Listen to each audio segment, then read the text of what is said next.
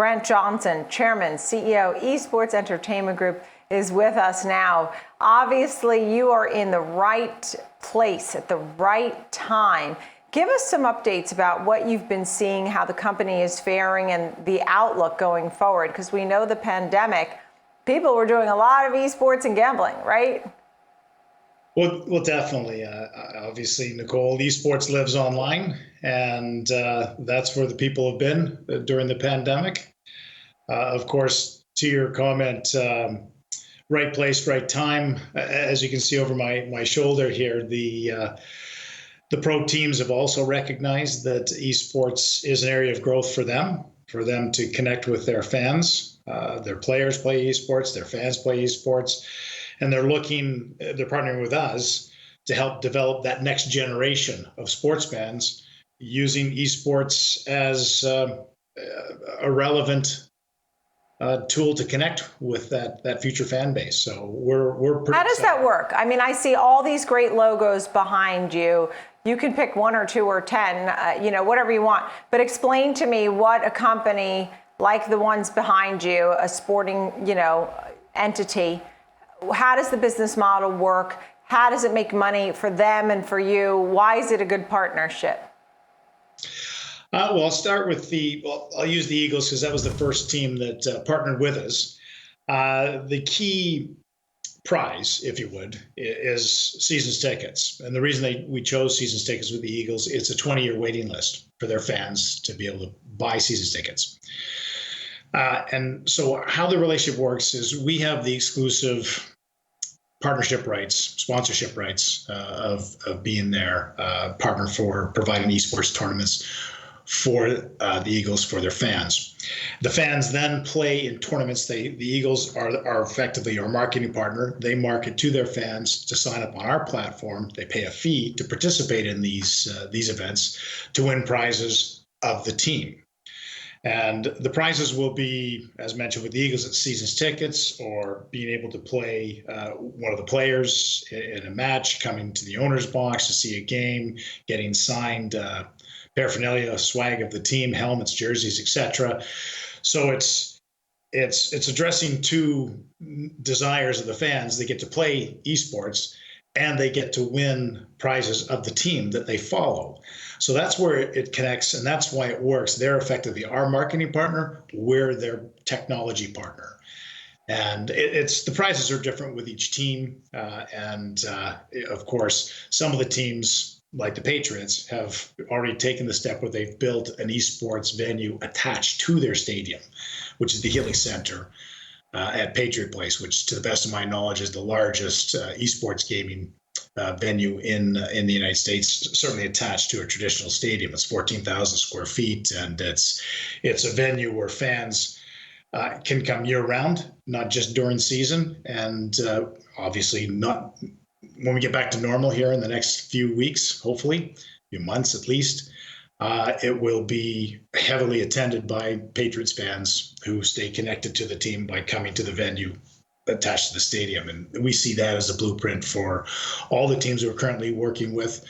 We're talking to several dozen other NFL teams and some NBA and NHL teams, et cetera, Major League Soccer teams. So clearly this is, for us, it's a market that we've sort of positioned ourselves well to penetrate, and the teams have recognized this. Yeah. And right place, right time. Gaming together. I mean, gaming together is all the rage, right? I mean, it's not just, it's fun to game at home online and all that, but as you were saying, the Patriots have a separate venue just for esports where all their fans can congregate. You probably have special events to bring everybody in at the same time.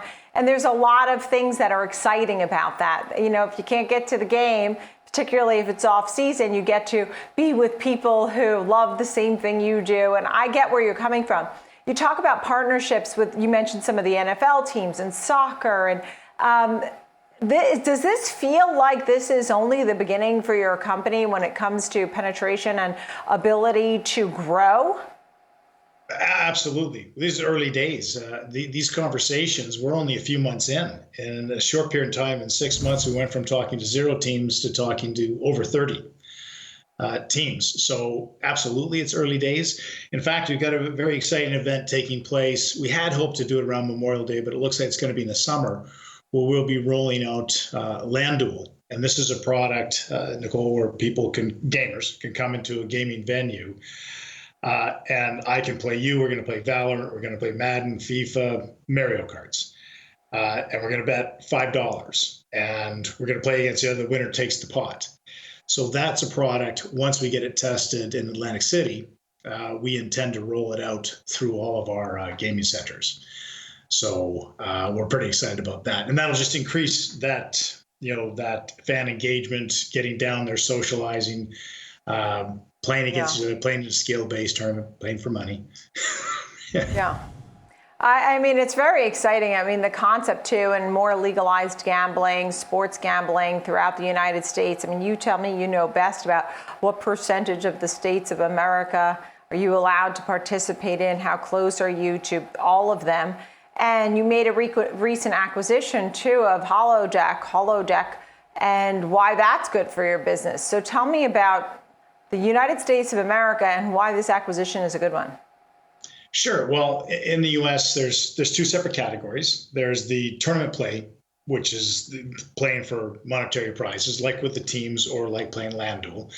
That is approved in 38 states. We have to get legal opinions for every state, but it looks like it's going to be 38 states.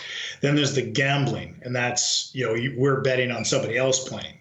That is a separate regulatory environment we have applied for. We expect to be live in New Jersey.